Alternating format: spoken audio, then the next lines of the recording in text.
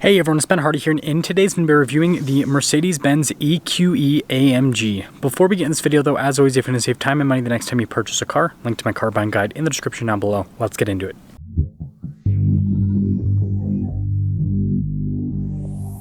So let's start things off by going over the EV specs. We have a 90.6 kilowatt hour battery pack, and that lets this get about 235 miles on a single charge.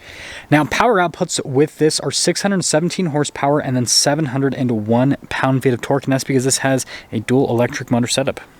Now, before we move forward with this review, I do want to mention if you want to see more videos just like this, then I recommend you subscribe because I post content every single day.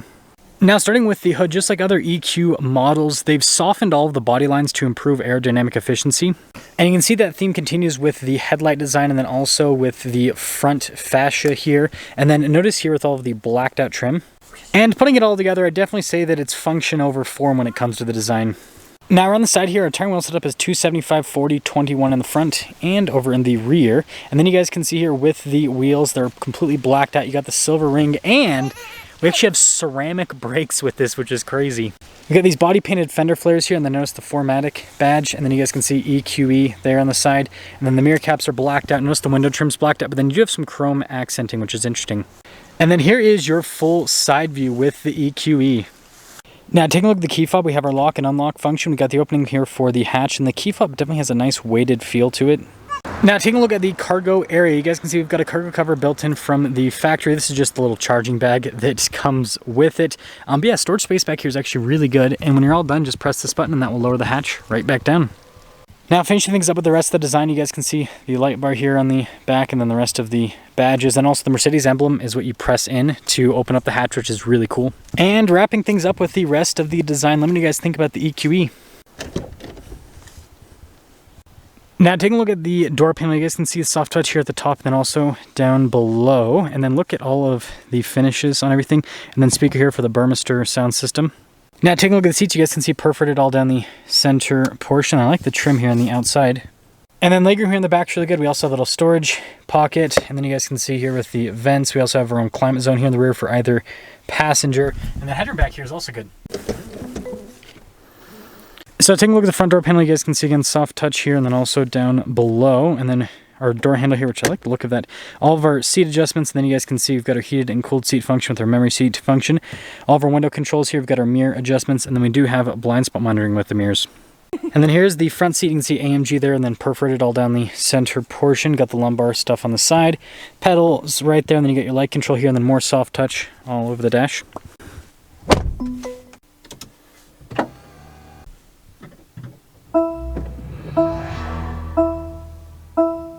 Now, taking a look at the steering wheel, you can see that, again, that theme of white continues. Nose perforated on either side. And then you have these paddles for the regen. Drive mode select here with the cool dial. And then you've got this to adjust different functions on the car. And then we've got controls here for the infotainment system. We also have controls there for the center stack as well. Now, taking a look at the center gauge cluster, you can see full digital gauge cluster. Just like other Mercedes-Benz models, you can go through and you can customize how it looks and change a bunch of stuff with it, which is pretty cool. Now, you guys will notice we got 71% charge, and it says we've got that much range. So I will say you can get a little bit more range than what the EPA suggests with it, again, depending on driving conditions and all that. And then also we've got a heads-up display. Now, in reverse, you guys can see we've got a backup camera here with trajectory lines that turn with the steering wheel. Good resolution there with the camera system, and you can change the angles to see how different parts of the car, which is really cool. Now, as for the rest of the infotainment system, you've got this kind of like shortcut bar down below for like the climate controls, and then to access other stuff like this screen right here. And response time with it's good overall. And they have this carbon fiber trim piece here that covers up stuff like the wireless phone charging pad. Got some USBs, cup holders here as well. And then you can see again more shortcut buttons, including the stop start here for the car itself. And then this is the center console that pops open like that, which is pretty interesting. And some soft touch here. And then with the glove box, there's this little button here on the side that you press, and that's what actually opens it up. And then up top, we get our control here for the panoramic sunroof.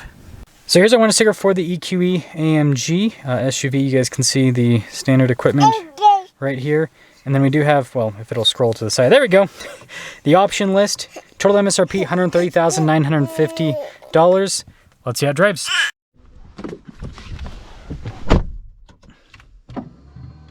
Well, let's talk about visibility before we set off. Here's visibility over the hood and hoping you can see the heads-up display. Both the mirrors, do a blind spot monitoring.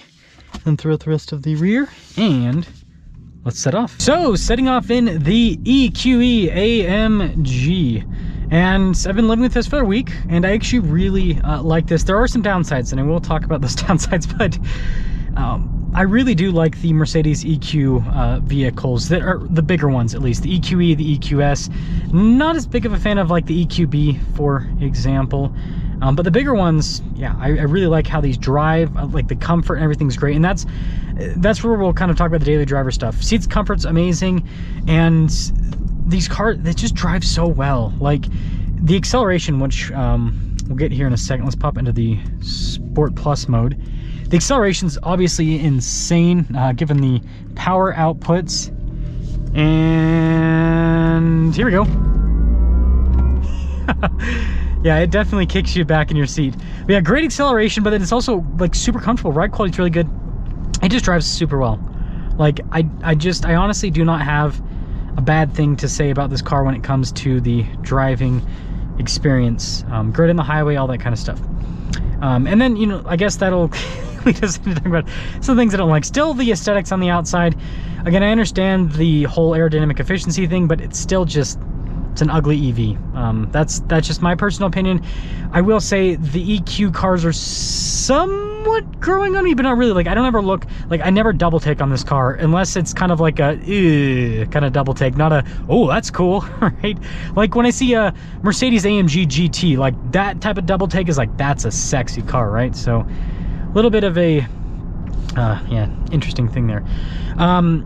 But aside from that, when it comes to the range, this is where I've been kind of, and this is an EV thing I've noticed. So Mercedes, it seems like they underrate their cars for the most part when it comes to range. Like I'm almost always able to get more range than what the EPA rates the cars at. Like with this, you know, it's rated at like 235, and I'm able to get closer to like 300 miles of range. So I think that part's cool. When it comes to the EV range stuff, here's the deal, and this is all EVs that I've noticed, is it's just the real world range, even though it can be better than the EPA, it just isn't enough. It simply is not enough. I had a day that I drove this car where I drove up to Salt Lake, and then I drove over to Schofield, Utah, which is kind of out in the middle of nowhere.